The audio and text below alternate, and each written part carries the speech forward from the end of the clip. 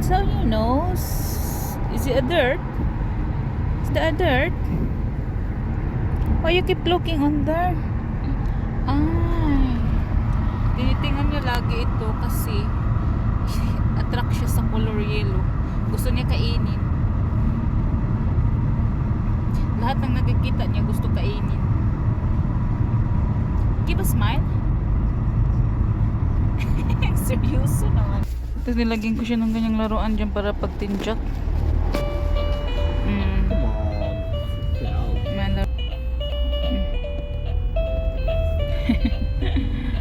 Are you okay?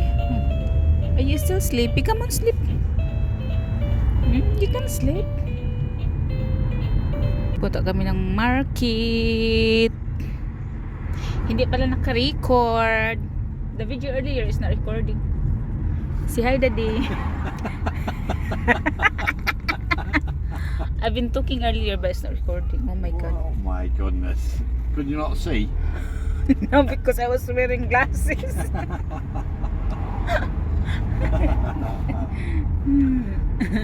Say hi to our handsome Daddy. Chill na chill, anak ka-short.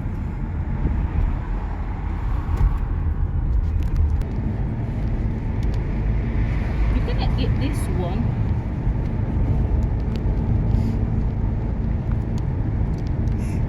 Oh, come on, sleep. Sleeping. He's yawning. Is it?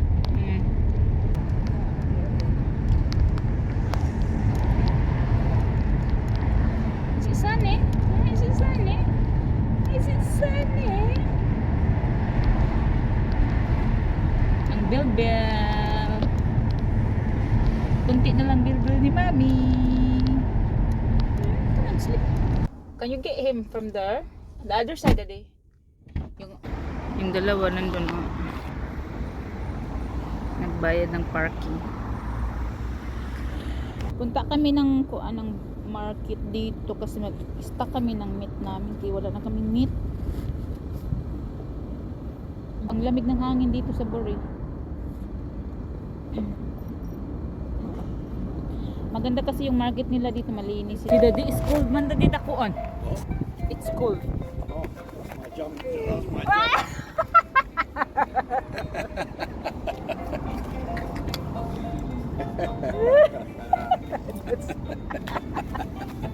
Oh my days. We've got nothing.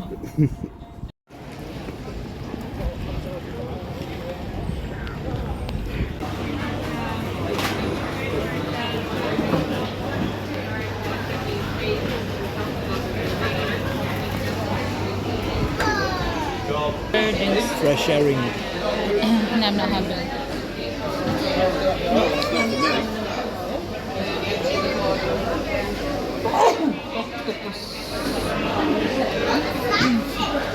Octopus. Wow. Hello. Dito ka ngayon sa market. Oh, babe, look at the baby. So cute. Huh? Tuna. No. I get in later. I get in later. Sea bass. Hello, sea bass. So just get a meat here, not a fish. Yeah? Round fish before you choose. Oh. You okay? Huh? Are you okay? Mommy gonna look for a meat, okay? Yeah? Yeah? Because it's nicer, so yeah? It's nice to get a meat here. So what we having though? Wow! Stay there for a bit, okay? What? Take your bib off. Yeah. You okay? We're having fish and chips sa aming dinner. We're having fish and chips. Hala. It's so messy here.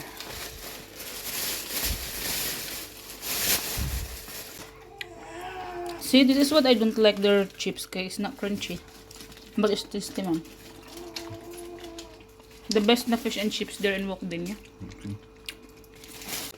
Ang sarap. Tapos meron akong nabili na laruan ni Cade. Bumili kami ng book sa charity shop. May mga bago. Kasi gusto ko doon bumili ng book sa charity shop, guys. Kaya 10 pieces to 1 pound lang. Babasahin lang naman ni Cade. Kaysa bibili ito nito is like 500 pesos. Marami ang magaling babasahin ni Cade. Naghanap kasi ako ng unan. Kasi yung unan is yung dito kay kuan. Kanang humok dito. So sabi ko sa kanya gusto ko yung matigas. Kaya ito, bumili kami ng dalawa doon sa what shop was that, Hog? TJU. Oh, does the TGU? TZU? TJ. Hughes. Ganun siya pag Saturday ayaw niya ako palutuin. Saturday Sunday. Ito yung aming nabili sa market. Tapos pagdating namin dito, nilagay muna namin yung aming mga nabili na mga meat sa sa freezer. Tapos nilagay ko sa ganito. Hindi ko na nilabas lahat. Pakita ko lang sa inyo kung ano yung ibang klase na nabili namin doon. Kasi pag bumibili kasi kami guys ng meat, doon kami nagpunta sa kabilang market. Kasi yung market na yun is parang pangputi ba siya, yung malinis na market, yung parang boots or proper boots. Pag nagbili kasi kami ng meat, doon kami bumili sa sa malayo na yung sa sa Bori na palengke. Kasi dito sa malapit yung sa Asian. Hindi kami bumibili ng karne doon, mga gulay lang, tapos yung mga Asian stuff like coffee nation, mga ganun. Yung binibili namin doon. Tapos first time ko makatikim ng sibas. Kasi 1 year na ako dito sa UK pero hindi ko pa tinatry. Pero si Sean sabi niya, pinipilit niya talaga ako ipatry. So sabi ko, sige kasi ang presko. Pag hindi ko kasi kilala na isda, hindi ako kumakain. So sabi ko kaya Sean, okay sige, itry. I-try ko yan. Ito, pinuto ko siya kasi mahaba. Nag-frozen na kasi. Nilagyan mo na namin kasi isang oras ba kami nakauwi. After namin to binili kasi nagpunta kami ng fish and chip shops kasi si Sean gusto niya fish and chips. Bumili kami ng mga pagkain pero ayaw niya na palutuin ako kasi pag weekend kasi guys, hindi niya ako papalutuin ng kung ang gusto niya mag-relax lang kami. Tapos lalo na pag galing kami lumabas, naglakwatsa. Ayaw niya ako palutuin pag dumating kami. Gusto niya lagi nag-take away, ganun. Tapos, hindi pa nag-open. So, nagantay muna kami ng 30 minutes. Pero namasyal muna kami. So, nag-worry ako sa meat. So, nilagay ko muna siya sa freezer. Kaya, ganito. Ito yung lulutuin ko ngayon, yung ikog. Ito, iwan ko kasi magluto ako dito. Tulog yung isa doon sa kwarto. I-open ko yung mga bintana. Tapos yung isa doon sa trabaho. So, hindi sila smell. Hindi sila maka-amoy ba. Tapos mag-spray lang ako after. And itong ulo, susunod ko na i-try ko to siya kung masarap ba. Takot kasi ako mag-try ng mga isda dito. Yung kinain ko na isda dito is yung salmon lang. Tapos gusto niya ako pabilhin ng malaking salmon. Sabi ko, Diyos ko, paano ko naman yung ubusin o kilang ko kakain ka. Kasi hindi yan kumakain ng mga isda dito, yung mga seafoods. Pero nung nasa Siargao siya, nung nagbisita siya sa amin sa Pilipinas, sa akin, gabi makakain. Tapos kumain niya ng siki sa manok, niluto ni mama kasi hindi niya napansin kasi yung paano niluto ni mama, yung parang fry na parang natakpan ba. Kumain siya, tapos yung mga seafoods, yung isda, kumain siya ng sinubo na isda. Mga seafoods, kumain siya doon kasi presko nga dito. Nahirapan ako dito kaya ayaw kong bumili ng isda na maramihan. Kung mag-crib lang ako kasi siya ayaw kumain. Pag nagluto ako ganun, kahit pork belly hindi kumain dito. Bumili ako ng malalaking pork chop na hiwa. Grabe ang laki ng hiwa ng pork chop nila doon. Ayoko din kasi mag-stock kami ng karne na aabot ng 1 buwan. Gusto ko yung pang 1-2 linggo lang ganun. Parang mawala naman yung lasa pag nagpuro na ice. Lamb chops, meron kaming lamb chops. Ayun yung lamb chops, nagdikit sila. Ito yung pork belly. Nandun sa loob yung iba. 2 lang yung binili ko kasi ang laki niyan guys. Siguro 2 kainan, mga 4 kainan ko ng pork belly. Tapos yung steak.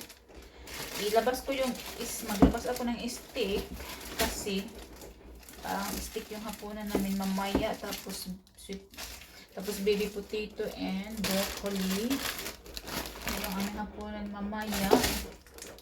Ito yung ano lang yung nabili namin doon, yung pork chop, lamb chops, steak, tapos isda. Yun lang yung nabili namin doon. Malaki, marami yan. Pang dalawang linggo siguro to.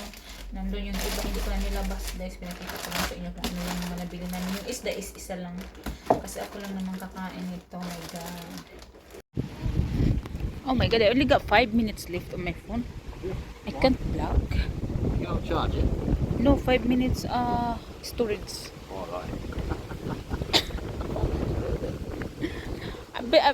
I've done it last night, but I need to do more digging from maybe the old one. Good morning! Happy Sunday! Galing kami nagpunta doon sa fire opening station. Every year lang. Dinala kami ni Daddy, tapos ngayon punta muna kami ng cafe kasi nagugutom kami. Oh. Yung isa dito, oh. Nainis siya sa araw. Pag nasagi sa kanyang mata.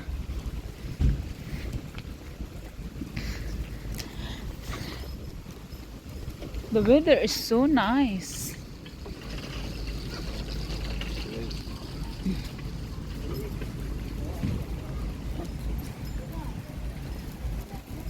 Manila time. I remember these clothes when I met you in Manila. Yeah. This one.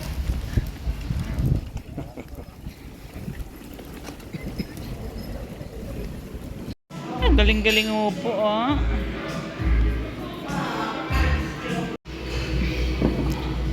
Nag-snacks lang kami ni Daddy ng sandwich.